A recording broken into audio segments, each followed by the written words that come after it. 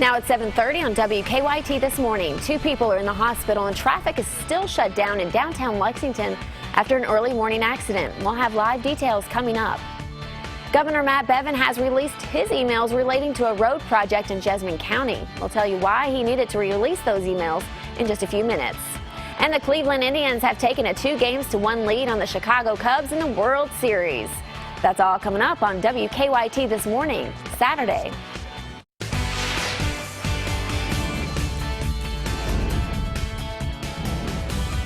This is WKYT This Morning. Good Saturday morning to you. I'm Michelle Chamberlain. Thanks so much for joining us. Meteorologist Mike Linda joins us now with a look at your Saturday forecast. And you know what? I took my girls trunk-or-treating last night. I couldn't believe how warm this weather was. It was so nice to not have to cover them up and cover their costumes. It's a treat here at the end of the month rather than a trick. 2 years ago, we were looking at snow flurries on Halloween. We won't be anywhere close to seeing that this year. Instead, warmer than normal temperatures and a lot of sunshine. Haven't heard many complaints thus far. The mid to high 50s as we get started in central Kentucky. Some cooler spots to the south, especially so in spots like Corbin, Laurel County, Pulaski County, Wayne County, and Williamsburg. A little cooler in the mid to high 40s, but nonetheless still a comfortable start as we get going. Much warmer than normal, especially in central Kentucky than where we were at this time yesterday by 17 degrees in Fayette County. That's a big step up. We will hold on to that warmth heading into the afternoon today. So it's safe to say there is nothing scary about this Halloween forecast. So for the parents taking the trick-or-treaters out on Monday, I'll show you how warm temperatures are expected to stay, especially considering we may even break some records the next few days. I'll show you how close we'll get coming up. Thanks so much, Mike. We have some developing news this morning in Lexington. 2 people are fighting for their lives after an early morning accident downtown. Now, it happened around 2:30 on South Upper Street, just south of Boulevard Street. Police say a Dodge Charger hit 2 pedestrians while they were standing on the side of the road asking for directions. South Upper Street is still shut down this morning, and that's where WKYT's Lauren Miner is live this morning with details. Good morning, Lauren. Good morning, Michelle. Well, Lexington police still remain on scene this morning, and you can see all the flashing lights behind me, and that's because they are out right now investigating, and they are also redirecting traffic. They do have South Upper Street shut down between Boulevard and Scott Street. Now, police say it all happened around 2:30 this morning when a woman driving a black Dodge Charger hit 2 men who were supposedly standing on the side of the road asking for directions. The 2 men were taken to UK hospital with life-threatening injuries. The driver was also taken to the hospital with minor injuries. Police believe alcohol played a role in the crash, and they say they do expect to file charges. Now, I spoke with an officer just a little while ago who says they expect to have South Upper Street shut down until about sunrise, which is going to be happening here probably within the next hour or so. And they are redirecting traffic right now from South Upper Street up to Boulevard, which takes you out to South Broadway. Reporting live in Lexington, Lauren Miner, WKYT. Thank you, Lauren. Search crews will be back out at the Kentucky River this morning looking for more human remains. The Valley View Ferry will be closed all day today while crews search the river. 2 sets of human remains have been found in the last week, but crews want to make sure they have found all of the remains possible before sending them off to the lab. The ferry will be back open tomorrow. 10 days before the presidential election, and the FBI drops a bombshell. It's examining thousands of additional emails related to its investigation of Hillary Clinton's email practices. The update comes months after the FBI cleared Clinton of criminal charges for using a private email server while she was Secretary of State. Craig Boswell has the latest on campaign 2016. It was nearly 4 months ago that FBI Director James Comey cleared Hillary Clinton of any criminal wrongdoing for using a personal email server while she was Secretary of State. But on Friday, Comey sent a 3-paragraph letter to Congress, writing, agents on an unrelated case had learned of the existence of emails that appear to be pertinent to the Clinton investigation. We are calling on the FBI to release all the information that it has. Even Director Comey noted that this new information may not be significant, so let's get it out. CBS News has learned the investigation involves former New York Congressman Anthony Weiner, the estranged husband of longtime Clinton aide Huma Abedin. The FBI confiscated a laptop the two shared. Separately, Weiner is under investigation for allegedly sending sexually explicit messages to a 15-year-old girl in North Carolina. Comey said the emails must be reviewed to determine whether they contain classified information. Both the White House and the Clinton campaign were blindsided by Comey's decision to look into thousands more emails in an investigation they thought was closed. Donald Trump seized on the news at an event in Iowa. The investigation is the biggest political scandal since Watergate, and it's everybody's hope that justice at last can be delivered. Comey did not put a timetable on when the updated investigation would be completed. Craig Boswell, CBS News, the White House. And speaking of emails, Governor Matt Bevin has released 13 pages of them relating to a road project in Jessamine County. House Speaker Greg Stumbo filed a lawsuit asking a judge to force the governor to turn over the emails. Stumbo asked for the emails as part of his investigation into whether the governor delayed the project to punish a state lawmaker for not switching parties. Last week, Governor Bevin released some of the emails. He says he delayed the road project because the state did not own the land it needed to build the road. Governor Bevin says the project was poorly vetted and rushed by the Beshear administration. An elderly Clark County man is facing charges in a crash that killed two women earlier this year. 84-year-old James Pelfrey was indicted yesterday by a grand jury on manslaughter and assault charges. In June, police say his car hit two cars on the Winchester bypass, killing 62-year-old Sarah Heltrick and 35-year-old Juanita Mitchell. Pelfrey told us from jail his car crashed because headlights blinded him. The last time I remember seeing the speedometer, we were going 55 miles an hour. But he says, the detective says, the speedometer says we were on 81 miles an hour. I don't know that. Police say the indictment came after investigators turned over vehicle data and reconstruction findings. A Fleming County man has been missing for more than 2 weeks, and now his family is starting to get worried. Wes Maddox was last seen at the Fleming Mall Plaza on October 12th. A friend said he stood outside with Wes's dog, Reed, while he was inside the store, but Wes and Reed did not come home. The dog did make its way home 4 days later, alone and hungry. Wes's mother says he would have never leave his dog, so that's why she believes something bad has happened. I hope he's somewhere where he's warm and not out in the rain or the cold. I hope he's somewhere having a good time, and when he does come home, I can kick his butt for not contacting me. But I don't believe that's, after all this time, I'm not believing that anymore. Maddox asked anyone who has seen her son or his dog by itself to call the Fleming County Sheriff's Office. New this morning, police in Garrett County are looking for two missing teenagers. Police are looking for 16-year-old Delilah Pretty and her sister, 14-year-old Taylor Pretty. Police say they were last seen around 4:15 yesterday afternoon in the Pauley's Bend Road area of Garrett County. Delilah is listed as 5'1", weighing 200 pounds. Taylor is described as 5'4", weighing 150 pounds. Delilah was last seen wearing a white t-shirt and jeans, while her sister was wearing blue t-shirt and jeans. New this morning, the Cleveland Indians now have a 2-1 lead on the Chicago Cubs in the World Series. The Indians beat the Cubs 1-0 last night in the first World Series game played at Wrigley Field since 1945. This is the 4th time in the last 8 games the Cubs have been shut out. The next game is at Wrigley tonight, and the first pitch will be at 8 o'clock. Your time now is 7:38 on this Saturday morning. We've still got more to come on WKYT this morning. When we come back, orange is typically the color for pumpkins, but hear why teal may be the new pumpkin color for many. That story is coming up after Mike's forecast. Coming up on Sunrise here in the Bluegrass, and get ready for a beautiful final Saturday in the month of October. Coming up, I'll show you how warm temperatures will go, and we could indeed break a record out there today. Now, your zone-by-zone forecast with meteorologist Mike Linden. 2 years ago, this time of year, we were talking about snow flurries on Halloween. We won't be anywhere close to seeing that this Halloween. For the final weekend of October this year, we are talking about record warm temperatures. How about that? Right now on the Defender Radar Network, not seeing much out there as we get our morning started. We take a wider look, and we are tracking a cold front that right now moving through Iowa is set to work its way into the bluegrass by Sunday.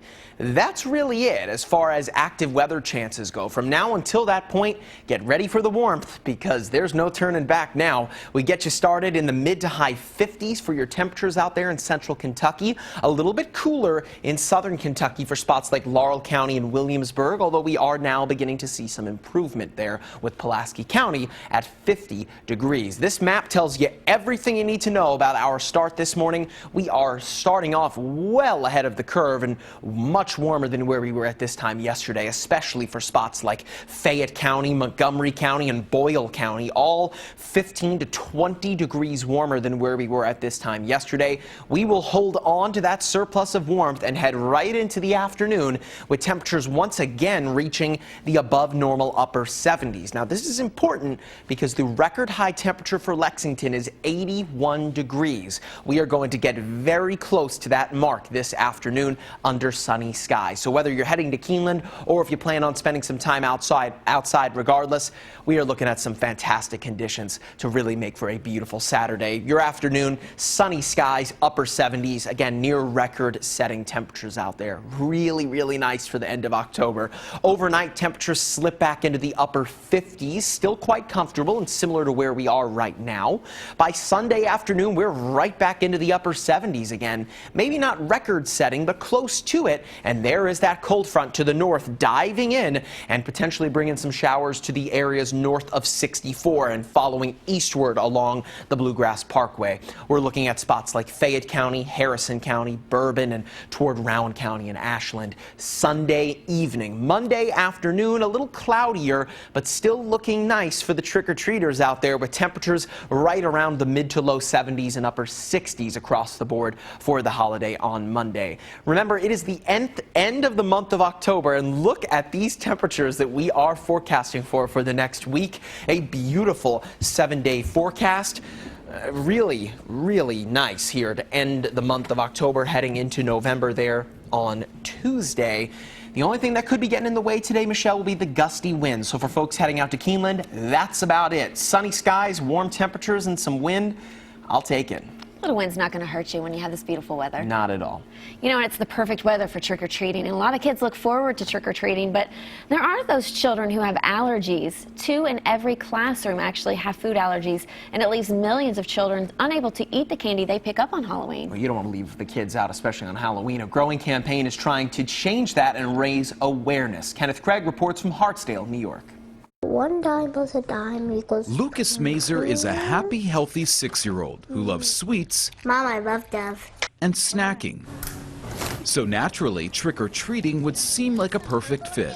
But until recently, Lucas's severe allergy to peanuts and tree nuts turned Halloween into a drag. Because your friends can have all these great treats and you have a nut allergy, so you can't eat all that stuff. But this year, Lucas couldn't wait to put on his costume and show us this teal pumpkin on his front step. Stickers, buttons. For trick-or-treaters with food allergies, it's a signal that a home is handing out non-food treats. It's part of an inclusion and awareness campaign by the group Food Allergy Research and Education called the Teal Pumpkin Project, now in its 3rd year. With 1 in 13 kids having food allergies in the U.S., chances are that one of these kids lives right down your block. The number of homes participating in the Teal Pumpkin Project is growing. The group behind it says their ultimate goal is to have one of these teal pumpkins on every block in America. I think it would be incredible if it can happen. Lucas's mother says their home is the first on the street to embrace the teal pumpkin, but she and Lucas are hopeful it won't stop there. It makes me happy that people do it so I can be included with Halloween. Kenneth Craig, CBS News, Hartsdale, New York. I love this project. You know, there's so many kids who deal with allergies, and unless you are a parent who has dealt with it, maybe you just don't understand it. Right. But it's hard for those moms and dads who have to make sure their kids aren't eating peanuts and dairy and eggs. Gotta be careful. You gotta be careful. Don't go anywhere. WKYT This Morning is just getting started. More news when we return. Good morning. I'm Bill Bryant. Kentucky Republicans and Democrats battle it out as the election quickly approaches. A preview of Kentucky Newsmakers is coming up. Coming up, the day's headlines, plus reinventing the movie theater in the age of distraction. We'll introduce you to the man whose cinematic passion project is on its way to becoming a blockbuster chain. And we talked to legendary artist David Hockney about a new collection of his work and how after a half century, he's starting to move away from the brush. All that plus your eye opener, the dish, and music from Regina Spektor in our Saturday session just ahead on CBS This Morning, Saturday. Good morning. I'm Bill Bryant. We're glad you're with us on WKYT. It is the next to last weekend before the general election, and candidates are competing for attention with Halloween and all the nice weather. Kentucky's Republican and Democratic parties are preparing for a showdown November 8th. Party spokesman Daniel Lowry for the Democrats and Trey Watson for the GOP are with me on this weekend's Kentucky Newsmakers. They talk about the Central Kentucky race for Congress and the State House battle. Nancy Jo Kemper, in my opinion, is one of the best candidates we have seen in a long time. And it's a shame that Andy Barr has so much money and can run so many ads and she doesn't. So she cannot show herself to the people of Kentucky like he can. Well, I think I agree with Bill Clinton. I agree with the governor of Minnesota. Obamacare is broken. The system is not working.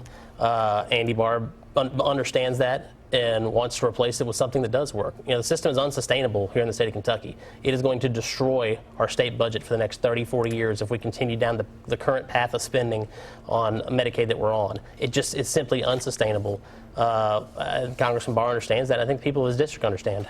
We'll see what happens in the 6th district in the U.S. House race. Now to this big battle for control of the Kentucky State House.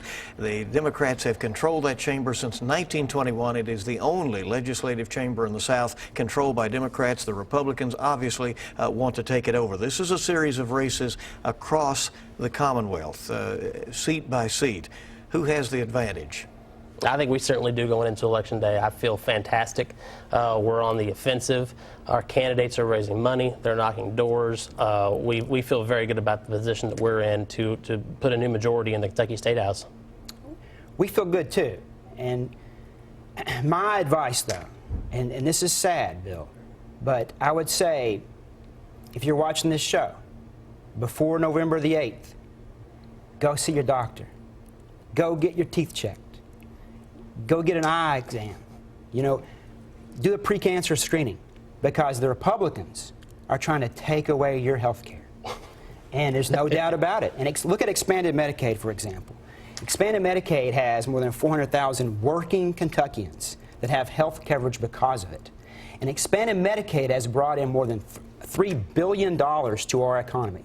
It has created about 13,000 jobs in the healthcare industry in Kentucky. It is a great thing. Connect is a nationally recognized model. The Governor Bevin has killed it. He has killed a great thing we had in Kentucky where people can get health coverage in one sitting.